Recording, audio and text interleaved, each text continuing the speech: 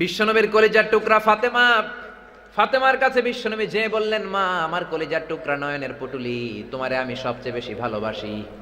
আমার চাচাতো ভাই আলী তোমাকে বিয়ের প্রস্তাব দিয়েছে, আল আনতে রাদিয়া, তুমি রাজি কিনা বলো। সাকাতাত, ফাতেমা চুপ করে রইলেন। বিশ্বনবী আবার জিজ্ঞেস করলেন, ফাতেমা বলো তুমি রাজি কিনা।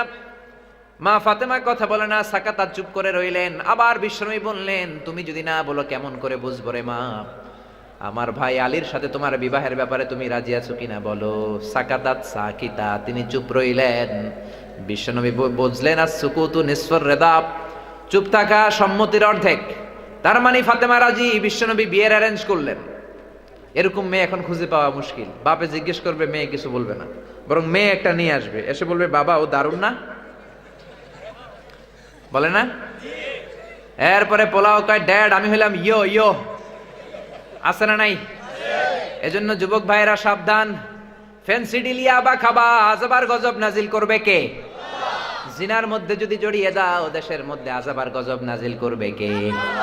এজন্য বাবারাও সহজ হন, মেয়ের বাবা ছেলের বাবা সহজ হয়ে যান, অল্প মহারানা নির্ধারণ করেন। বিশ্বনবী বললেন, সবচেয়ে বরকতপূর্ণ বিয়ে হচ্ছে আইসারুহা মুনা, যেই বিয়ের মধ্যে খরচ কম হয়, যেই বিয়ের মধ্যে মহারানা অল্প নির্ধারণ করা হয়। ইসলামী মহারানাটা দেয়াকে ফরজ করে দিয়ে দেয়া হয়েছে বিয়ের মধ্যে। জোরে বলেন ঠিক কিনা? এটা কিন্তু অপশনাল নয়, এটা কম্পালসারি। ওয়া আতুন নিসা সাদকাতিহিন্না নিহলাতান ফাইন তিবনা লাকুম আন শাইইম মিনহু নাফসান ফাকুলুহু হানিআম মারিআ।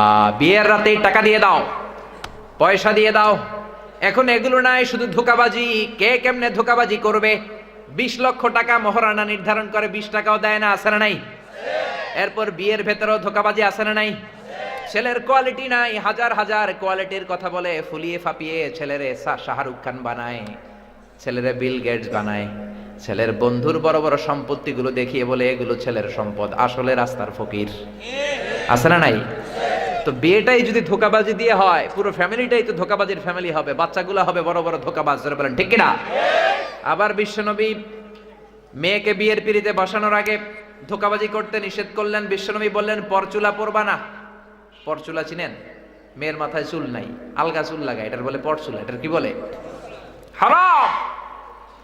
আল মুতাগায়্যিরাতু লিখালকিল্লাহ, আল্লাহর দেয়া স্বাভাবিক সৃষ্টিকে যে এই নারীরা বিকৃত করলো, কিয়ামতের দিন আসামির কাঠগড়ায় দাঁড়াবে, ব্রু প্লাক করে, একেবারে ঐশ্বরিয়া রায় বানায় এমনি, তারপরে পশম প্লাক করে, এগুলো হারাম, ঠিক কিনা? আবার অনেক মেয়ের মাথায় চুল কম, বিয়ের আগে মেয়ের মাথায় পরচুলা লাগায়, তারপরে ছেলের সামনে বসায়।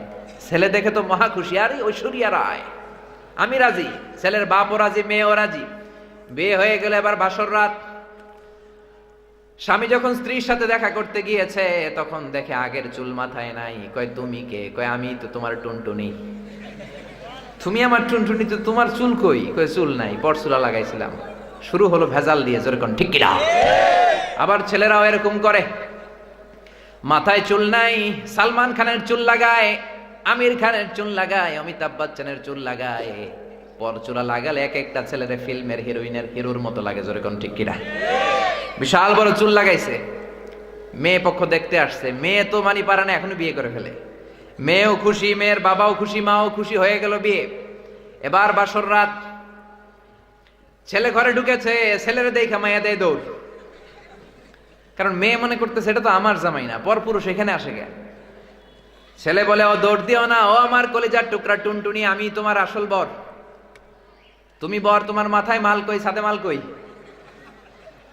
চুল কই? কত বড় চুল দেখলাম, ছাদে তো তোমার কোনো মাল নাই।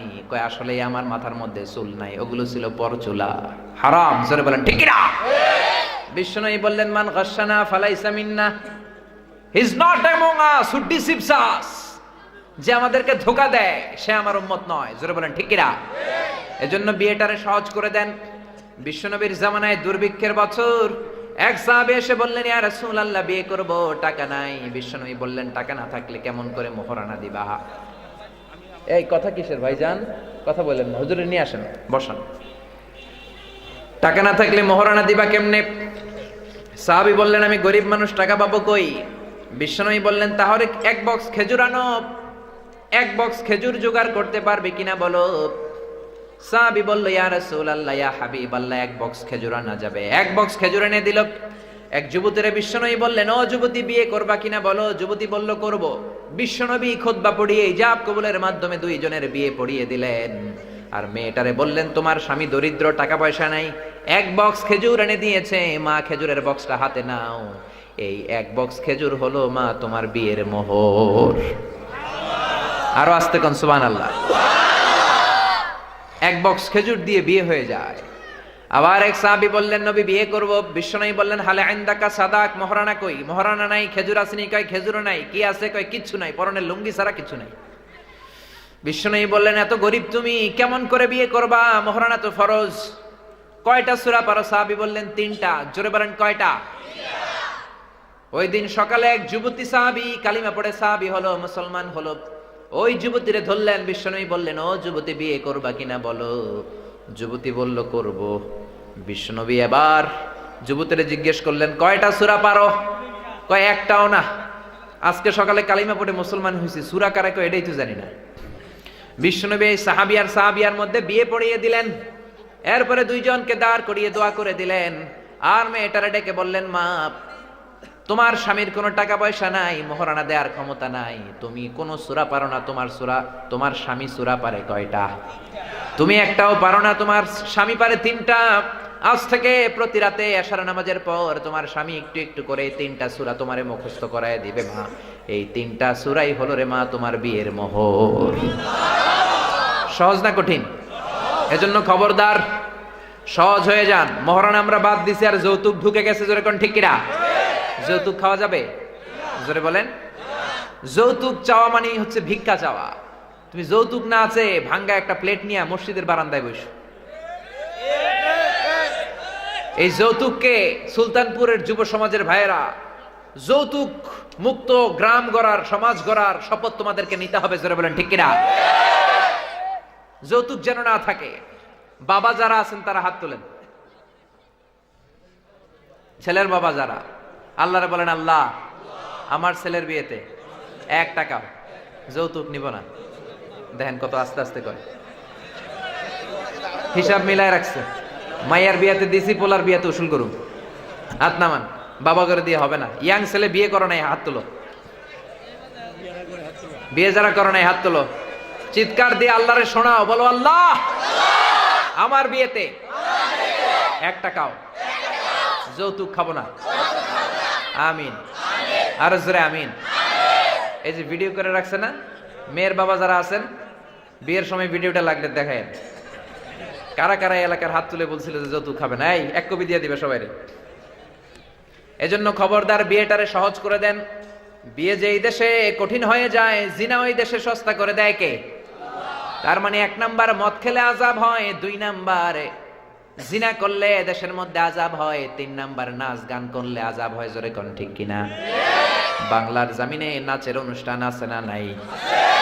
রুব্বানে নাচে কোমর দুলায়া, গায় না? ফেরেশতারা কি বলবে জানেননি? আপনারা বলবেন রুব্বানে নাচে কোমর দুলায়া, ফেরেশতারা বলবে তোরে পিটামু আমরা ঝুলাইয়া। জোরে বলেন ঠিক কিনা? এজন্য খবরদার যুবক ভাইরা, চোখকে হেফাজত করো, ইমানকে হেফাজত করো।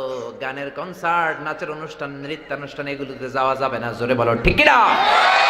আবার অনেক যুবকেরা হিন্দুদের নৃত্যানুষ্ঠানে যায়, হিন্দুদের শ্যামা সঙ্গীত দেখতে যায়, শ্যামার নাচ দেখতে যায়। আছে না নাই? নাচে শ্যামা তালে তালে তালে তালে তালে তালে তালে তালে। কবরে গেলে ফেরেশতারা বলবে জোতা মারবো তোর গালে গালে গালে। জোরে বলেন ঠিক কিনা? এজন্য খবরদার যুবক ভাইয়েরা, এই 4টা কাজ গুনে গুনে বেঁচে থাকবা। মদ, ইয়াবা, ফেন্সিডিল, হিরোইন খাওয়া যাবে না। 2 নাম্বার জিনার কাছেও যাওয়া যাবে না। 3 নাম্বার নাচের অনুষ্ঠানে যাওয়া যাবে না। 4 নাম্বার হারাম গানের অনুষ্ঠানেও যাওয়া যাবে না। জোরে বলেন ঠিক কিনা? এগুলো থেকে বেঁচে থাকলে দেশটারে বরকতময় করে দিবে কে? আল্লাহ। আর নারীদের প্রতি সংক্ষেপে উপদেশ, জি বাংলা দেখা যাবে না। জোরে কোন ঠিক কিনা? স্টার জলসা দেখা যাবে না। কিরণমালা দেখা যাবে না। এগুলো হচ্ছে পারিবারিক অশান্তির মূল। জোরে বলেন ঠিক কিনা?